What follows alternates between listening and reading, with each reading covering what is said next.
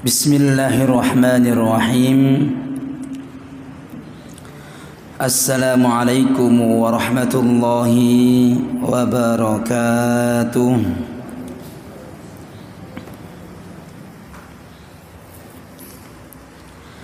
Innal hamdalillah nahmaduhu wa nasta'inuhu wa nastaghfiruh wa na'udzu billahi min syururi anfusina wa min sayyiati a'malina. Man yahdihillahu fala mudilla lahu wa man yudlilhu fala hadiya lahu. Ashhadu an la ilaha illallah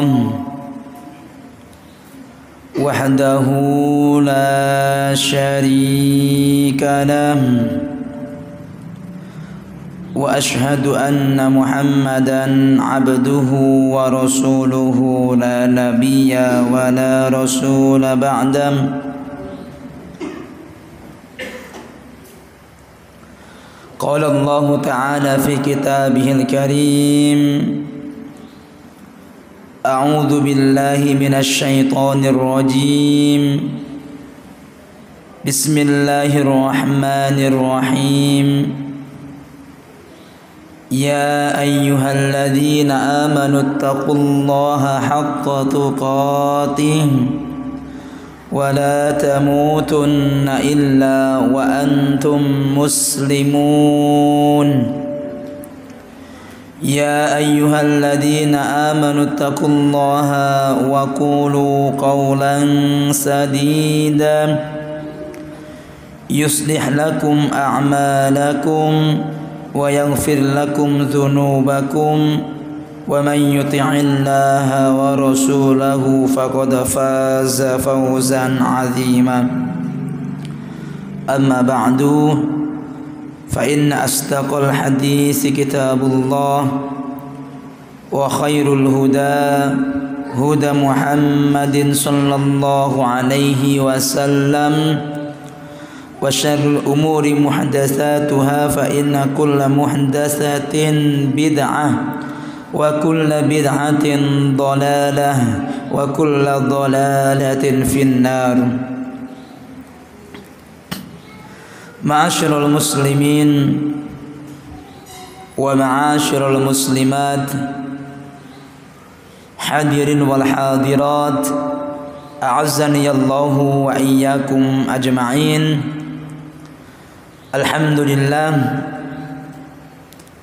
marilah kita bersama-sama bersyukur kehadirat Allah Subhanahu wa taala, yang mana di malam hari ini Allah Jalla wa Ala masih memberikan kenikmatan-kenikmatannya kepada kita, sehingga dengan berbagai macam dan berbagai ragam kenikmatan itu kita semua bisa berkumpul kembali, bisa melakukan ketaatan lagi, dan semoga ini nantinya menjadi modal buat diri kita, menjadi modal yang akan membuat kita semua bisa berbahagia dan juga bisa mendapatkan ridhonya Allah Subhanahu wa ta'ala. Amin ya rabbal alamin. Kedua kalinya salawat beriring salam tak lupa kita berikan kepada uswah kita, suri tauladan kita. Beliau tak lain kekasih kita bersama Nabi kita Muhammad sallallahu alaihi wasallam. Semoga Allah Jalla wa Ala memberikan kemudahan untuk kita semua meniti, mengikuti apa yang telah beliau tinggalkan untuk kita, sehingga nantinya kita semua bisa mudah, bisa gampang untuk menggapai surganya Allah Subhanahu wa ta'ala. Amin ya rabbal alamin. Ikhwatal iman yang dirahmati Allah Subhanahu wa taala, perlu diketahui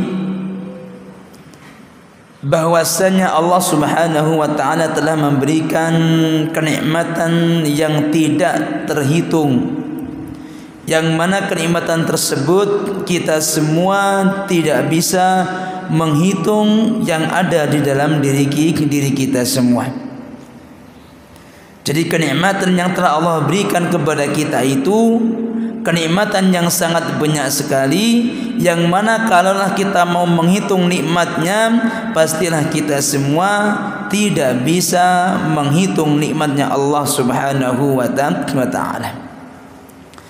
Dan perlu diketahui ikhwatal iman yang dirahmati Allah Jalla wa ala, banyak di antara kita ini yang sudah merasakan kenikmatan yang datang dari Allah, yang sudah menggunakan kenikmatan-kenikmatan yang telah ada dalam diri kita, tetapi kita semua ini lupa untuk bersyukur kepada Zat yang telah memberikan kenikmatan tersebut.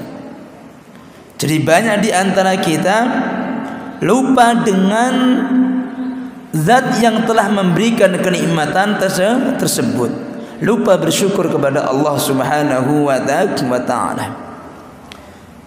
Maka ikhwatal iman yang dirahmati Allah Jalla wa ala, dan juga ada di antara kita semua, mereka semua sudah bersyukur kepada Allah Subhanahu wa taala atas kenikmatan yang ada dalam dirinya, tetapi mereka semua baru bersyukur dengan lisan yang mereka miliki. Jadi syukur yang mereka lakukan itu hanya sampai level lisan mereka semua mengucapkan syukur kepada Allah Subhanahu wa taala. Padahal kita tahu yang namanya syukur itu tidak hanya dengan ucapan lisan kita mengucapkan alhamdulillah. Itu belum termasuk di antara syukur atau hakikat syukur. Jadi kalau hanya mengucapkan alhamdulillah, tetapi kita semua malah menggunakan kenikmatan yang telah Allah berikan kepada kita dalam rangka kemaksiatan kepada Allah, maka sejatinya itu kita ini belum bersyukur. Maka ikhwatal iman yang dirahmati Allah Subhanahu wa taala, padahal kalau kita mau melihat antara kekuatan syukur dengan lisan yang kita miliki, dengan syukur dengan anggota badan yang kita miliki digunakan dalam ketaatan kepada Allah Subhanahu wa taala, maka otomatis lebih kuatlah syukur yang dilakukan dengan anggota badan kita daripada hanya menggunakan lisan yang kita miliki. Maka ikhwatal iman yang dirahmati Allah Jalla wa ala, kalau kita mau melihat dan kita mau kembali kepada Al-Quran ataupun dalil hadis Rasulullah sallallahu alaihi wasallam, Allah Subhanahu wa taala memerintahkan kepada Nabi Daud alaihi salam agar beliau melakukan suatu ketaatan kepada Allah, dan ketaatan itu ialah tanda syukurnya Nabi Daud alaihi salam. Jadi tanda syukurnya Nabi Daud alaihi salam ialah dengan melakukan ketaatan kepada Allah Subhanahu wa taala. Allah mengatakan kepada keluarga Daud, "I'malu ala Dawud syukra wa qalilun min ibadiyas syakur." Jadi Allah mengatakan kepada keluarga Daud alaihi salam, Allah mengatakan i'malu ala Daud, wahai keluarga Nabi Daud, beramalah kalian semua. Jadi dalam ayat ini perintah dari Allah kepada keluarga Daud alaihi salam agar mereka semua beramal. Kenapa mereka semua beramal? Apa landasannya? Apa sebabnya? Allah mengatakan i'malu ala Dawuda syukra, yang mana itu semua amalan yang dilakukan keluarga Daud itu menjadi syukur mereka. Jadi tanda syukurnya keluarga Daud, Allah memerintahkan bukan hanya untuk mengucapkan alhamdulillah, tetapi agar mereka semua melakukan ketaatan, melakukan ibadah kepada Allah Subhanahu wa ta'ala. Maka dari ayat ini kita semua sudah tahu bahwasanya tanda syukur kita kepada Allah ialah beramal, ialah melakukan ketaatan kepada Allah, bukan hanya mengucapkan alhamdulillah dengan lisan kita. Mengucapkan dengan alhamdulillah dengan lisan kita, iya, itu memang diantara tanda syukur. Tetapi kalau hanya dengan lisan saja maka kurang sempurna. Menggunakan anggota badan dalam ketaatan kepada Allah itu lebih sempurna daripada hanya mengucapkan alhamdulillah. Maka ikhwatal iman yang dirahmati Allah Subhanahu wa ta'ala, itu satu dalil yang menunjukkan kepada kita semua bahwasanya amalan yang kita lakukan itu adalah tanda syukur kita. Dan ini sekarang ini kita baru sampai level syukur yang ada dalam lisan kita. Bahkan di antara keluarga kita pun juga masih banyak, mereka semua belum sampai level dengan syukur dengan lisan mereka. Mereka semua lupa dengan kenikmatan yang Allah berikan kepada mereka. Maka ikhwatal iman yang dirahmati Allah Subhanahu wa ta'ala, maka dikatakan usykurullah bi a'malikum qabla aqwalikum. Jadi bersyukurlah kalian semua kepada Allah dengan cara melakukan amalan sebelum kalian semua mengucapkan dengan lisan kalian. Berarti kalimat ini menunjukkan bahwasanya syukur yang dilakukan dengan amalan itu lebih utama, itu lebih kuat daripada hanya dengan omongan. Itu satu dalil yang pertama. Satu dalil yang pertama yang mengatakan bahwasanya syukur dengan amal itu lebih mulia, itu lebih utama daripada hanya menggunakan lisan. Sebagaimana firman Allah ketika Allah memerintahkan kepada keluarga Daud agar mereka semua beramal, tanda syukur mereka. Wa qalilum min ibadiyas syakur, dan sedikit sekali hambaku yang mau bersyukur. Itu dalil yang pertama. Dalil yang kedua yang menunjukkan bahwasannya tanda syukur yang paling kuat ialah amalan seseorang, ialah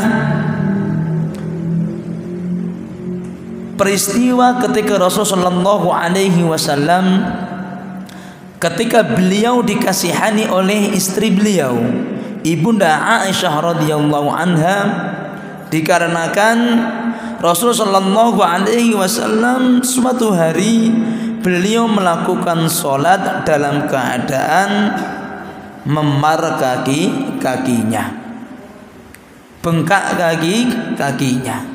Bengkak bukan karena apa-apa, tetapi karena lama sholat yang beliau lakukan.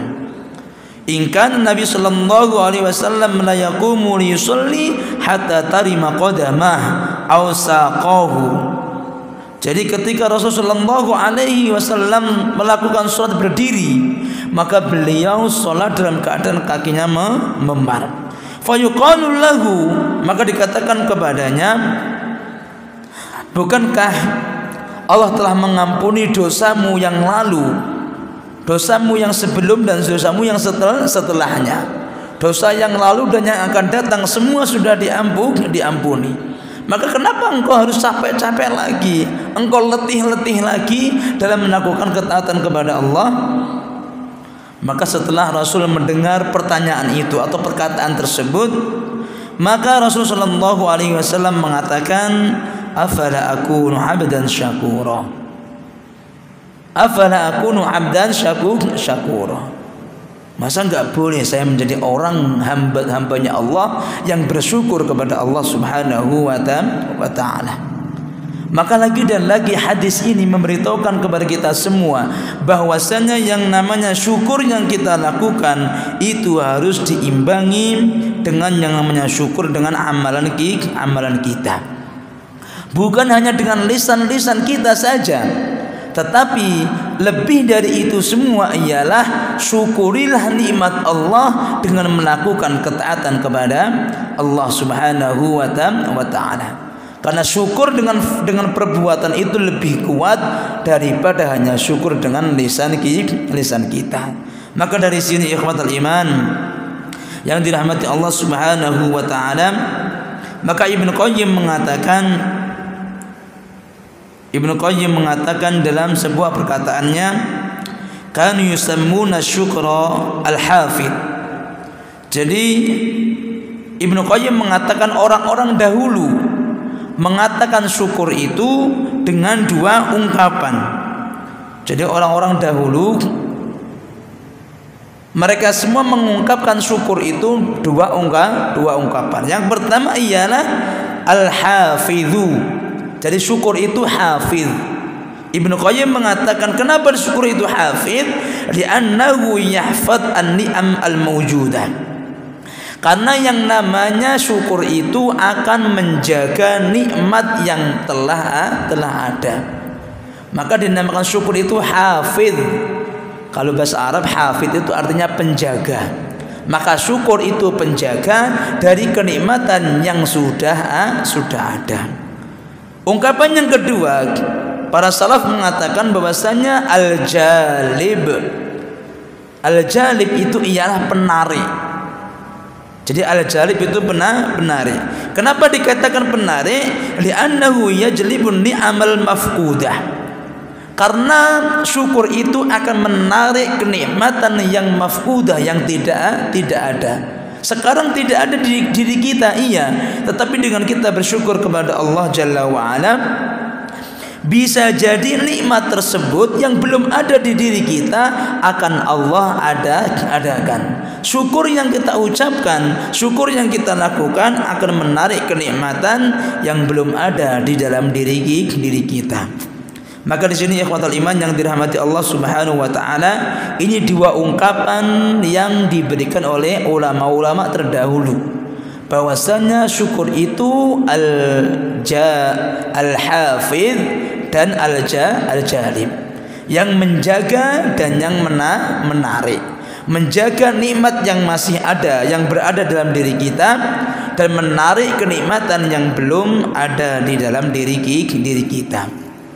Maka dengan ini ikhwatal iman yang dirahmati Allah Subhanahu wa taala, kita berdoa kepada Allah Jalla wa Ala, semoga Allah Subhanahu wa taala memberikan kita semua kemudahan bagi kita untuk bisa bersyukur kepada Allah Subhanahu wa taala, bukan hanya dengan lisan-lisan kita, tetapi syukur yang kita miliki dibuktikan dengan amalan-amalan kita, dibuktikan dengan ibadah-ibadah kita semua, sehingga itu semua nantinya menjadi syukur yang hakiki, yang nantinya akan menjadi penjaga kenikmatan kita dan akan menjadi penarik kenikmatan yang belum ada di dalam diri kita.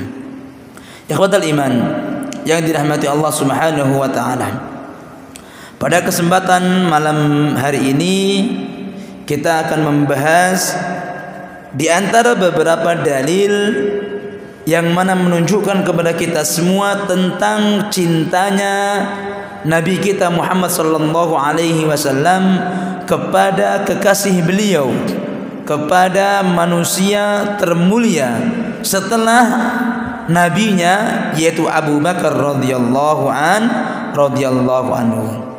Maka kita akan membahas beberapa dalil yang menunjukkan kepada kita semua tentang cintanya Rasul sallallahu alaihi wasallam kepada siapa? Abu Bakar radhiyallahu anhu. Ikhwatal iman yang dirahmati Allah Subhanahu wa taala, hadis yang pertama yang menunjukkan cintanya Rasulullah sallallahu alaihi wasallam kepada Abu Bakar radhiyallahu anhu. Hadis yang telah diriwayatkan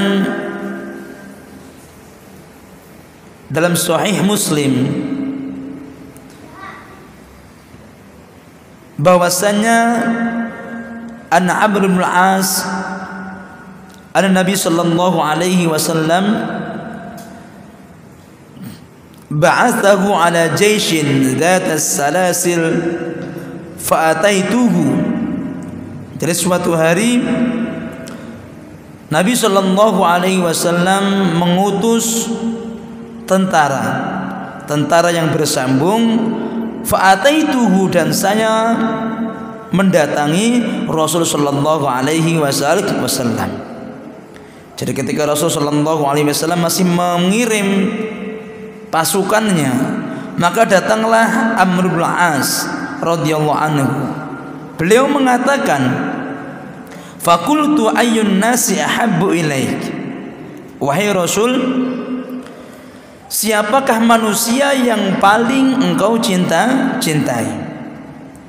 Jadi sahabat mulia Amr bin Al-As radhiyallahu anhu, beliau ingin tahu, beliau ingin mengetahui siapakah manusia yang sangat dicintai oleh Rasul sallallahu alaihi wasallam.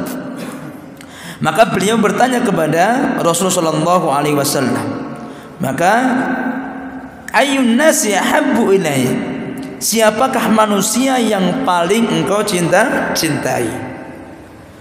Maka Rasul sallallahu alaihi wasallam beliau menjawab pernyataan atau pertanyaan dari sahabat mulia ini. Beliau mengatakan Aisyah tuh. Jadi orang yang paling saya cintai siapa? Ialah Aisyah radhiyallahu anha, istri Rasul sallallahu alaihi wasallam dan ibu dari orang-orang yang beriman. Selanjutnya fakultu minar rijal. Jadi sahabat mulia ini Amr bin Al-As ini beliau ingin mengetahui siapakah dari golongan laki-laki yang memang engkau paling cintai. Maka beliau mengatakan fakultu minar rijal, kalau memang dari yang laki-laki siapakah yang paling engkau cintai? Faqala, maka Rasul sallallahu alaihi wasallam menjawab abuha. Jadi bapaknya. Berarti siapa kalau bapaknya? Abu Bakar. Jadi kalau perempuan yang paling dicintai siapa? Aisyah, anaknya Abu Bakar radhiyallahu anhu, istri Rasul sallallahu alaihi wasallam. Qultu summa man? Kemudian siapa lagi? Setelah Abu Bakar siapa lagi? Qala summa Umar bin Khattab. Kemudian Umar ibn Al-Khattab. Fa'adda rijalan, kemudian menyebutkan beberapa orang lagi. Dari hadis ini ikhwatal iman telah menunjukkan kepada kita semua bahwasanya Rasul sallallahu alaihi wasallam sangat mencintai mencintai siapa? Abu Bakar. Bukan hanya mencintai Abu Bakar, tetapi Abu Bakar termasuk orang yang paling dicintai oleh Rasul sallallahu alaihi wasallam dibanding sahabat-sahabat yang lainnya. Kalaulah memang cinta kepada para sahabat, iya, Rasul cinta kepada para sahabat. Tetapi kalau yang paling dicintai ialah siapa? Abu Bakar radhiyallahu anhu. Maka dari sini ikhwatal iman yang dirahmati Allah Subhanahu wa taala, lagi dan lagi ini menunjukkan kepada kita semua tentang keutamaan Abu Bakar dibanding dengan sahabat-sahabat yang lainnya. Dan ini pun bisa menjadi bantahan kepada orang-orang Syiah yang mana mengkafirkan, melaknat siapa? Abu Bakar radhiyallahu anhu. Bagaimana mungkin Rasulullah sallallahu alaihi wasallam mencintai orang yang salah? Rasul mengatakan yang paling dicintai dari golongan lelaki siapa? Abu Bakar. Bagaimanakah mungkin orang-orang Syiah Rafidhah mereka semua malah melaknat, mendoakan laknat kepada Abu Bakar radhiyallahu anhu. Maka dari sini ikhwatul iman, ini menjadi bukti kepada kita semua tentang keutamaan Abu Bakar radhiyallahu anhu, bahwasanya Abu Bakar termasuk orang yang sangat dicintai oleh Rasulullah SAW dibanding sahabat-sahabat yang lainnya. Ini hadis yang pertama. Jadi hadis yang pertama menunjukkan kepada kita semua bahwasanya Rasulullah SAW bukan hanya cinta kepada Abu Bakar, tetapi Abu Bakar termasuk orang yang paling dicintai oleh Rasulullah SAW daripada sahabat-sahabat yang lainnya. Ini dalil yang pertama. Adapun dalil yang kedua yang menunjukkan bagaimanakah cinta Rasulullah SAW kepada Abu Bakar radhiyallahu anhu, dalam suatu hadis dikatakan pernah terjadi suatu hari ada tragedi yang terjadi antara dua orang mulia, yaitu Abu Bakar radhiyallahu anhu dan yang kedua ialah Umar radhiyallahu anhu. Dan ini semua menunjukkan bahwasanya keduanya itu memang manusia.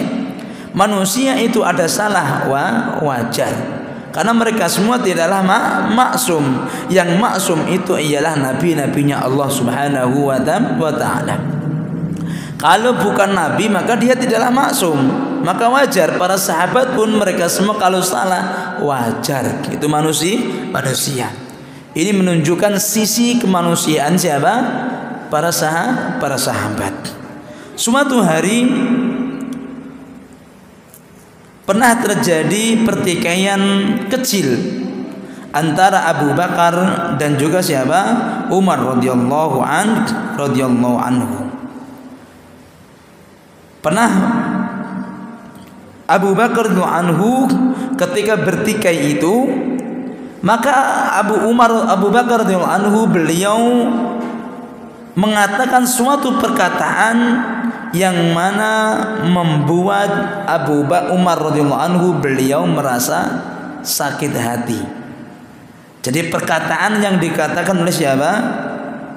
Abu Bakar radhiyallahu anhu membuat Umar sakit hati. Faqala Umar kalimatan, qala Abu Bakar kalimatan, fazada Abu Bakar qalilan wa nadima.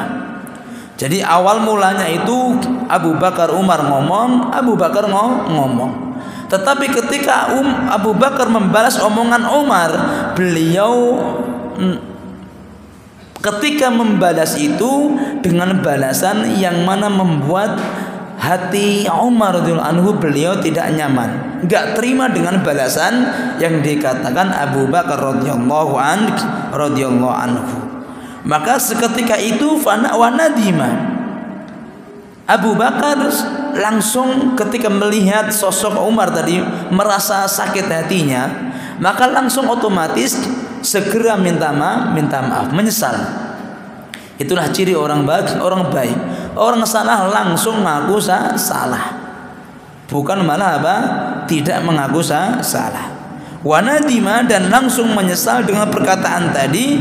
Faqala li Umar, maka Abu Bakar mengatakan kepada Umar, ighfirli samihni ala hadhil kalimah allati qultuha. Wahai Umar, maafkanlah saya atas perkataan yang telah saya ucapkan. Faqala Umar mengatakan, la aghfiru laka. Wansarafa. Setelah itu Umar menjawab, saya tidak akan memaafkan dirimu. Saya tidak akan memaafkan dirimu. Kemudian setelah mengatakan tadi, Umar pun langsung pergi meninggalkan Abu Bakar.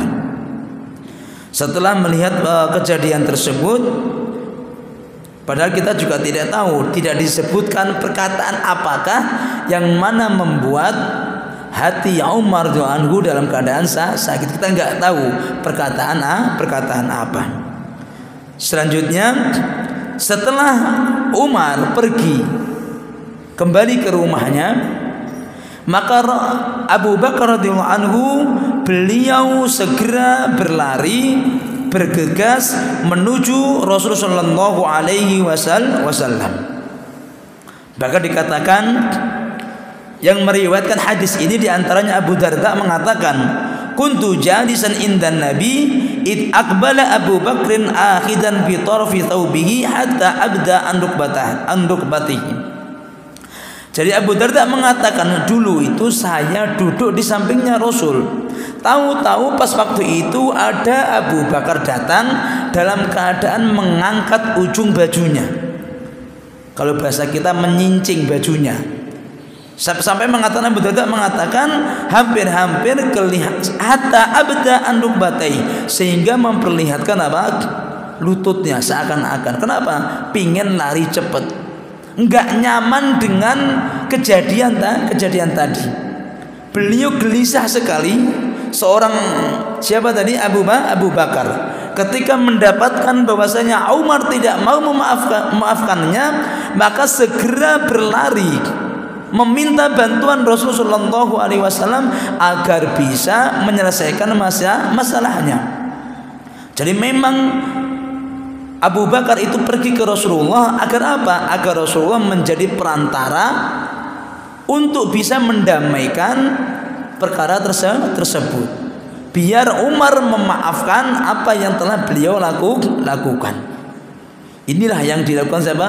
Abu Bakar. Enggak nyaman dengan kesalahan yang dia miliki. Segera lari bergegas menuju siapa? Rasulullah sallallahu alaihi wasallam. Faqala Nabi sallallahu alaihi wasallam, "Ama sahibukum faqad ghamar ay khasam." Fasallama ay ala Rasul sallallahu alaihi wasallam. Selanjutnya Abu Bakar radhiyallahu anhu beliau mengucapkan salam kepada siapa?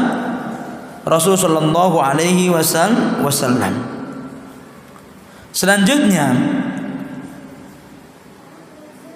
Abu Bakar mengatakan peristiwa tersebut kepada Rasul sallallahu alaihi wasallam. Beliau mengatakan, "Ya Rasulullah, qad kana baini wa baina Umar syai', fa asratu ilaihi ana alladhi ghulatan." Rasul mengatakan, Abu Bakar mengatakan kepada Rasul, "Wahai Rasulullah, sesungguhnya sudah terjadi antara diriku dan antara diriku dan juga Umar. Terjadi sesuatu." Langsung beliau mengatakan, "Ana ghulatan, saya yang salah." Tidak menyalahkan siapa? Umar. Langsung mengatakan saya yang salah. Faqultu ighfirli falam yaghfirli. Saya minta maaf kepada Umar, tetapi Umar belum memaafkan kepada saya. Jadi saya katakan tadi bahwasanya kedatangan Abu Bakar kepada Rasulullah agar Rasulullah menjadi wasilah, menjadi penengah tentang peristiwa ini, sehingga nantinya Umar mau memaafkan siapa? Abu Bakar. Selanjutnya Rasulullah SAW mengatakan, qala sallallahu alaihi wasallam, yaghfirullahu laka. Yakni idza lam yaghfir Umar yaghfirullahu laka. Jadi langsung Rasulullah mengatakan, kalaulah Umar belum tidak mengampuni dirimu, maka Allah akan mengampunkan dosamu. Itulah yang dikatakan Rasulullah sallallahu alaihi wasallam. Jadi menenangkan siapa? Abu Bakar selaku orang yang memang selalu menyertai Rasulullah sallallahu alaihi wasallam. Karena memang dalam keadaan beliau datang itu dalam keadaan gelisah. Saking tergesa-gesanya sang ngangkat bajunya tadi, menunjukkan kegelisahan yang ada dalam dirinya. Maka Rasulullah memberikan kabar gembira, ghafarallahu lak. Allah mengampuni dirimu. Kalaulah Umar tidak mengampuni dirimu, tidak memaafkan dirimu, maka Allah lah yang akan mengampuni dosamu. Fajanasa, maka qala ijlis, fajalasa Abu Bakar. Maka selanjutnya Rasul memerintahkan kepada Abu Bakar untuk duduk sekarang. Setelah itu Abu Bakar pun duduk. Maka selanjutnya yaqulu Abu Darda, falamma dhahaba Umar ila baitihi. Pas ketika Umar itu, ketika awal-awal tadi Abu Bakar meminta maaf kepada siapa? Umar, langsung pergi. Maka sebelum sampai ke rumahnya, maka Umar radhiyallahu anhu beliau menyesal dengan kejadian bahwasanya ketika Abu Bakar meminta maaf kepada Umar, tetapi beliau tidak memaafkan. Maka selanjutnya Umar beliau langsung gelisah mendatangi rumahnya Abu Bakar radhiyallahu anhu. Setelah sampai ke rumahnya Abu Bakar radhiyallahu anhu, beliau menanyai, di mana Abu Bakar? Apakah ada di rumahnya? Rumahnya Abu Bakar pun tidak ada di rumah. Selanjutnya Umar tadi mendatangi rumahnya Rasulullah sallallahu alaihi wasallam. Maka selanjutnya ketika Umar radhiyallahu anhu beliau mendatangi Rasulullah sallallahu alaihi wasallam, faja'ala wajhun Nabi sallallahu alaihi wasallam yatama'aru minal ghadabi. Maka ketika Umar itu mendatangi Rasulullah sallallahu alaihi wasallam, maka nampak kelihatan di wajah Rasul, kelihatan wajahnya sangat marah. Jadi nampak marah dari wajah Rasul. Ketika Umar datang mendengar peristiwa tadi, maka Rasul ketika melihat Umar datang ke rumah beliau langsung dalam keadaan marah. Hatta asfaqa Abu Bakar fajassa ala rukbatayhi.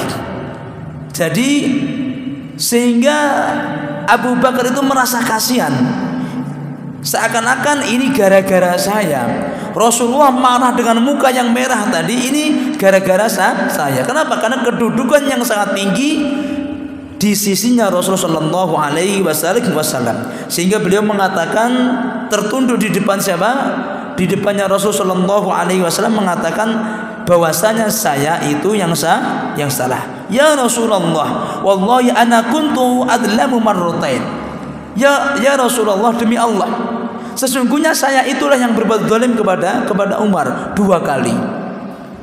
Jadi yang tadi Rasulullah ingin marah kepada siapa? Kepada Umar.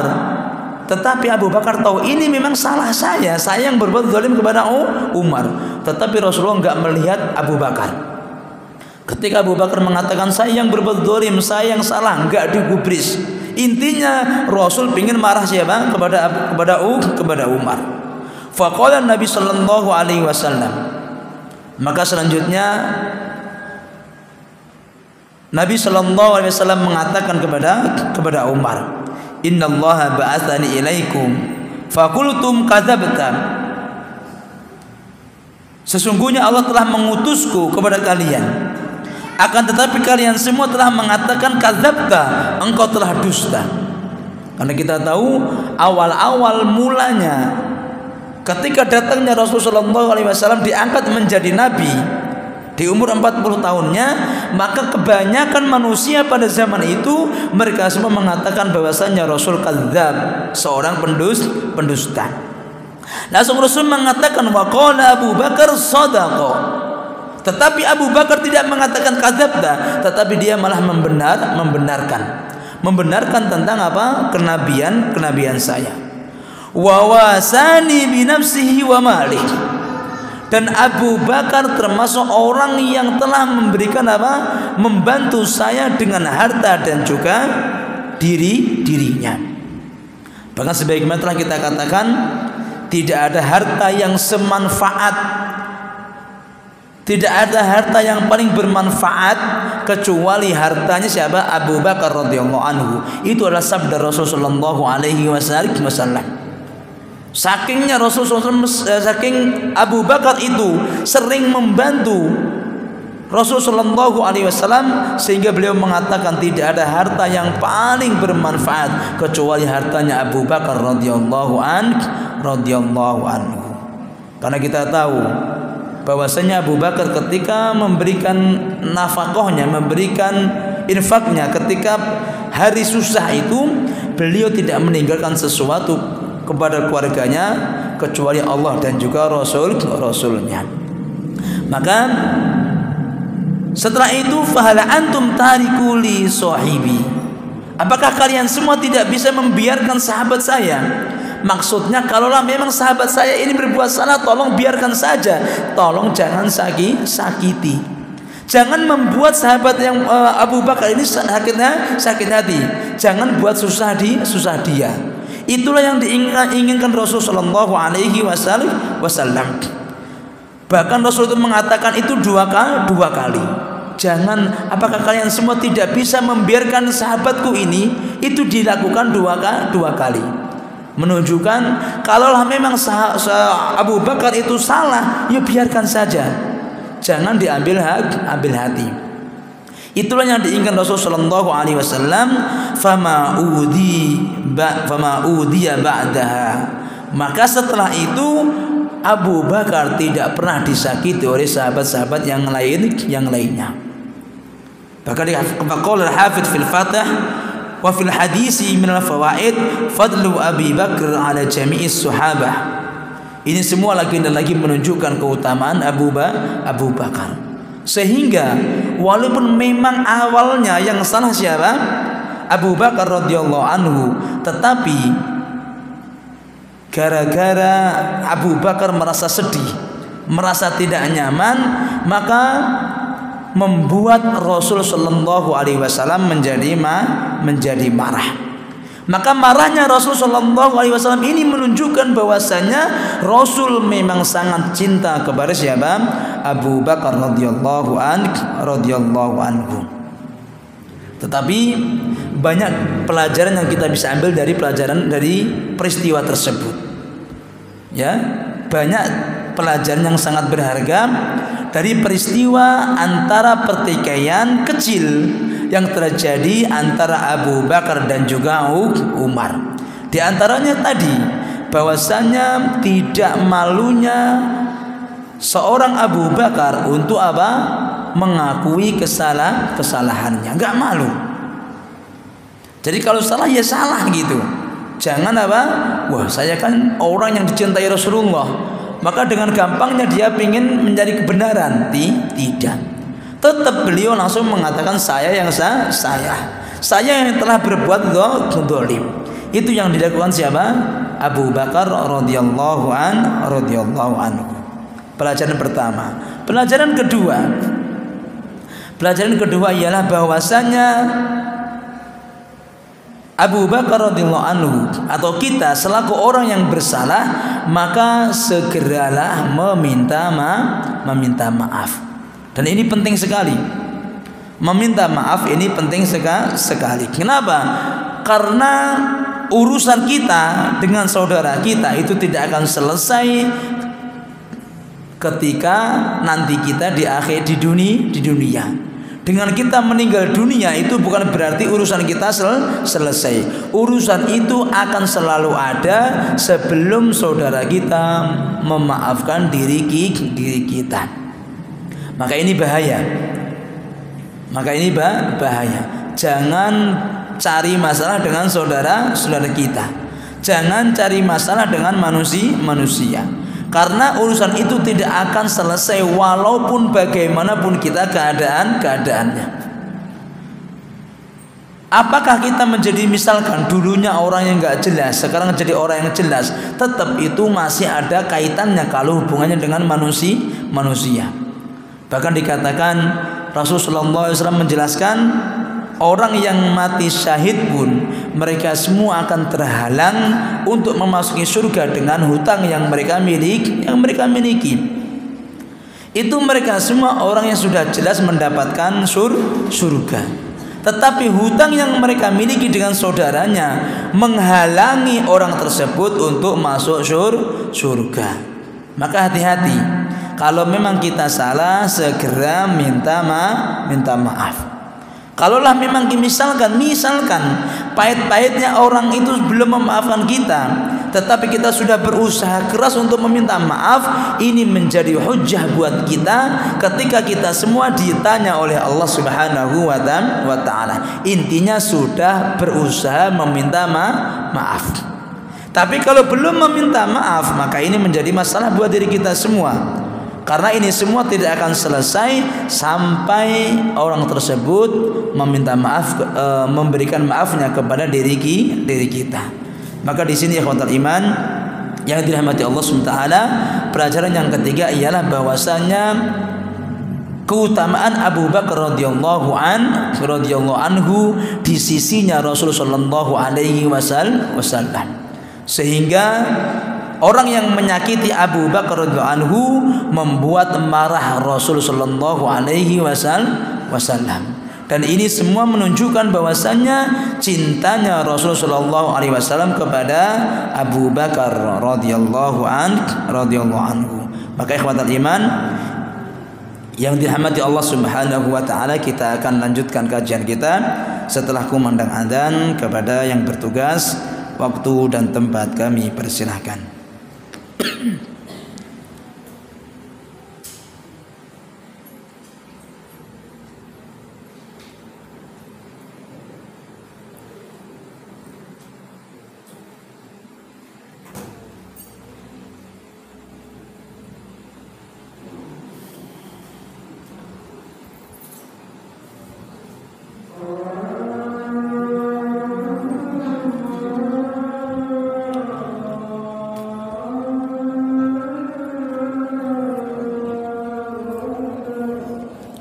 Allahu Akbar, Allahu Akbar.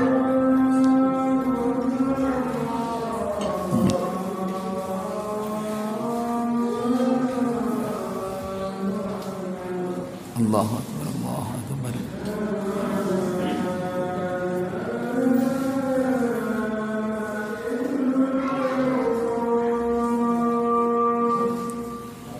Asyhadu an la ilaha illallah.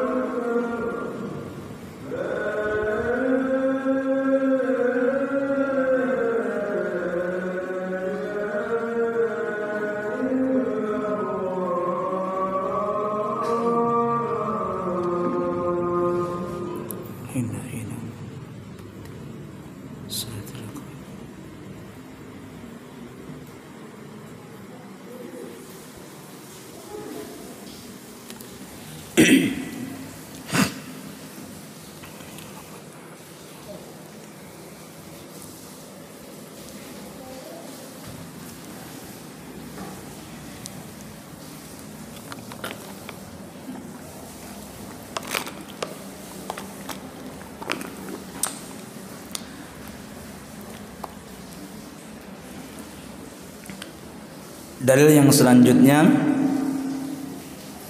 yang menunjukkan cinta Rasulullah sallallahu alaihi wasallam kepada Abu Bakar radhiyallahu anhu, setelah kita menyebutkan dua dalil. Dalil yang pertama bahwasanya Abu Bakar termasuk sahabat atau manusia yang sangat dicintai Rasulullah sallallahu alaihi wasallam.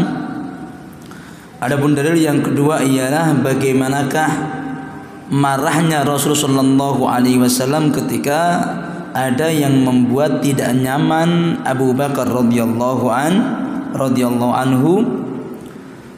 Dan yang ketiga ialah kebersamaan Rasulullah sallallahu alaihi wasallam bersama Abu Bakar ketika melakukan hijrah.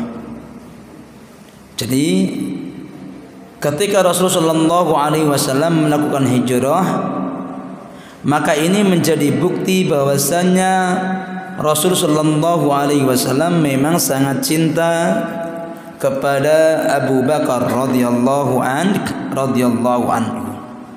Kenapa menjadi bukti cintanya Rasulullah sallallahu alaihi wasallam? Karena di antara orang yang dipilih untuk menemani Rasulullah sallallahu alaihi wasallam untuk hijrah ke Makkah, maka siapa itu? Abu Bakar. Jadi sahabat yang dipilih oleh Rasulullah sallallahu alaihi wasallam ialah Abu Bakar untuk bisa menemani Rasul menuju ke Madinah. Maka hadis atau cerita yang menunjukkan kepada kita semua bahwasanya Rasulullah sallallahu alaihi wasallam cinta kepada Abu Bakar radhiyallahu anhu yang ditunjukkan melewati kebersamaan Rasulullah sallallahu alaihi wasallam ketika hijrah. Maka pernah suatu hari Rasulullah sallallahu alaihi wasallam mendatangi rumahnya Abu Bakar radhiyallahu anhu. Ini yang mengatakan ialah ibunda Aisyah radhiyallahu anha. Jadi ibunda Aisyah radhiyallahu anha beliau mengatakan suatu hari Rasulullah sallallahu alaihi wasallam atana bil hajirati. Jadi Rasulullah sallallahu alaihi wasallam mendatangi kita ketika waktu zuhur. Dan perlu diketahui bahwasanya Rasulullah sallallahu alaihi wasallam itu memang sering sekali ketika di Mekah itu sering mendatangi rumahnya Abu Bakar radhiyallahu anhu. Bisa jadi datangnya pagi, sore atau pagi, sore, itu sudah menjadi kebiasaan. Kenapa? Karena wajar memang Rasul sama Abu Bakar dulunya sebelum menjadi nabi pun menjadi teman dekat. Maka wajar ketika sudah menjadi nabi pun Rasulullah sering mendatangi rumahnya Abu Bakar. Tetapi khusus pada hari itu Rasul sallallahu alaihi wasallam beliau mendatangi pada waktu siang hari, waktu zuhur. Jadi waktu zuhur itu biasanya memang Rasul nggak datang kan gitu. Biasanya pagi ataupun sore. Tahu-tahu hari itu datangnya waktu zuhur. Fi sa'atin kana la ya'ti fiha. Waktu ini ketika Rasul datang waktu zuhur ini ialah waktu yang memang Rasul itu nggak datang pada waktu ini kan begitu.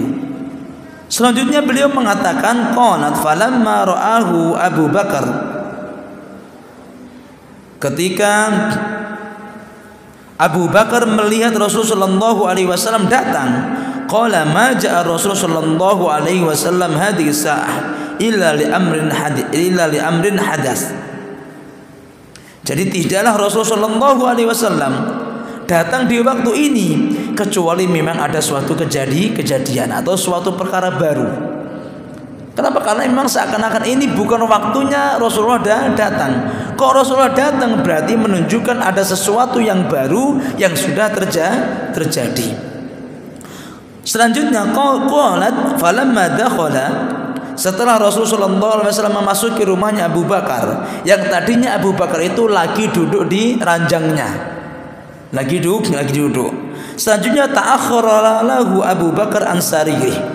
Maka Abu Bakar beliau meninggalkan sarirnya, kemudian Rasulullah Shallallahu Alaihi Wasallam menduduki ranjangnya Abu Bakar radhiyallahu anhu. Fajalasa Rasul, maka Rasul pun duduk di ranjangnya Abu Bakar radhiyallahu anhu. Walaysa inda Abi Bakar illa ana wa ukhti Asma binti Abi Bakar. Ibunda Aisyah mengatakan, tidak ada di rumahnya Abu Bakar tadi kecuali hanya ada saya dan saudara perempuan saya, yaitu Asma binti Abu Bakar. Jadi dua anaknya lagi ada di situ. Selanjutnya, faqala Rasulullah sallallahu alaihi wasallam, Rasul mengatakan, ukhruj anni man indak. Akhrij anni man indak. Jadi keluarkanlah orang-orang yang ada di sisimu. Maksudnya orang yang ada di rumah ini tolong suruh keluar dia. Takutnya ada orang lain, kan begitu. Maka Abu Bakar mengatakan, faqala ya Rasulullah, innama huwa ibnatai. Wahai Rasulullah, sesungguhnya dua orang itu hanyalah siapa? Anakku. Wa madzak?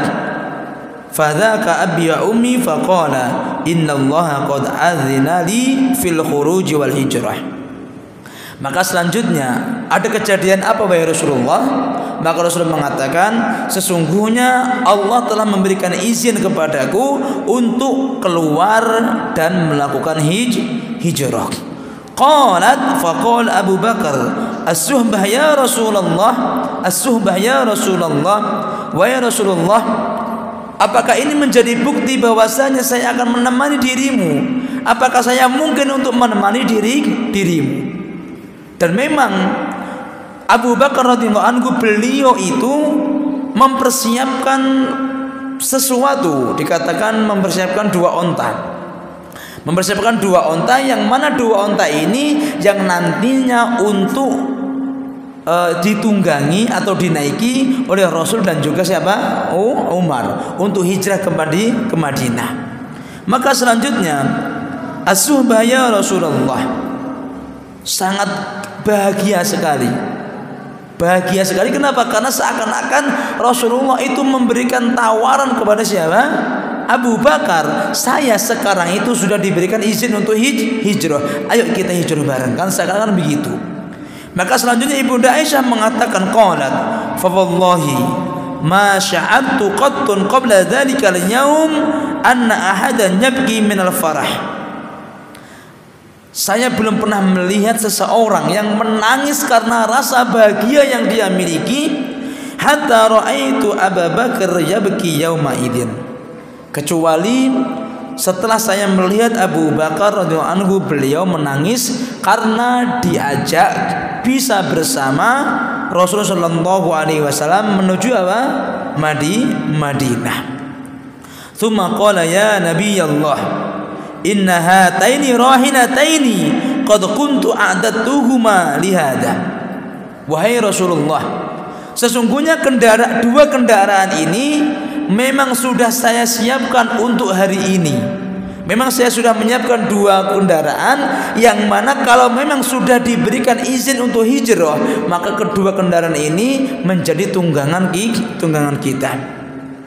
Maka dari situ ikhwatal iman yang dirahmati Allah Subhanahu wa taala, lagi dan lagi hadis ini telah menunjukkan kepada kita semua bahwasanya Rasul sallallahu alaihi wasallam cinta kepada Abu Bakar, sehingga yang menemani di antara sahabat yang menemani Rasul sallallahu alaihi wasallam menuju ke Madinah yaitu Abu Bakar radhiyallahu anhu.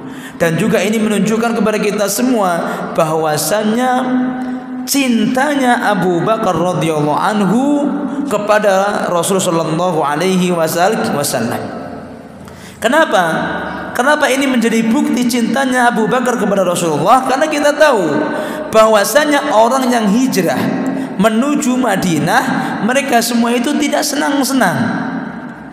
Harta yang mereka miliki itu tidak boleh dibawa. Rumahnya enggak boleh, ini enggak boleh.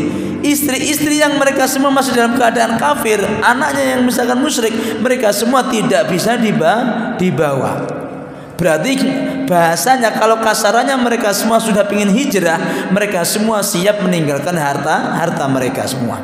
Meninggalkan apa? Istri-istri mereka, anak-anak mereka. Maka wajar orang-orang dulu yang misalkan istrinya belum masuk Islam, mereka semua meninggalkan istri-istri mereka. Harta-harta juga mereka tinggalkan. Tetapi lagi dan lagi karena kecintaan Abu Bakar kepada siapa? Rasulullah SAW, maka beliau pun senang. Bukan malah sedih meninggalkan hartanya, tidak, tetapi menangis karena senang bisa bersama Rasulullah SAW. Maka ikhwatal iman yang dirahmati Allah Jalla wa Ala, 3 hadis ini telah memberitahukan kepada kita semua bahwasanya bagaimanakah cinta Rasulullah SAW kepada Abu Bakar. Dan ini lagi dan lagi menjadi bantahan keras bagi orang-orang Syiah yang mengatakan bahwasanya Abu Bakar radhiyallahu anhu termasuk orang yang berhak untuk mendapatkan laknat. Kenapa? Karena Rasulullah SAW telah mencintai Abu Bakar dan termasuk sahabat yang sangat paling dicintai oleh Rasulullah SAW dibanding sahabat-sahabat yang lainnya. Maka ikhwatal iman yang dirahmati Allah Subhanahu wa taala, kita berdoa kepada Allah Subhanahu wa taala semoga Allah Subhanahu wa taala jadikan kita semua di antara hamba-hambanya Allah Subhanahu wa taala yang nantinya kita semua termasuk hamba-hambanya Allah, mudah melakukan ketaatan kepada Allah, mudah meninggalkan larangan-larangannya Allah Subhanahu wa taala, dan nantinya ini semua menjadi pemudah buat kita semua menggapai ridhonya Allah kelak fi yaumil qiyamah. Amin ya rabbal alamin. Yumkin hadza minni aqulu astaghfirullah li wa lakum. Assalamualaikum warahmatullahi wabarakatuh.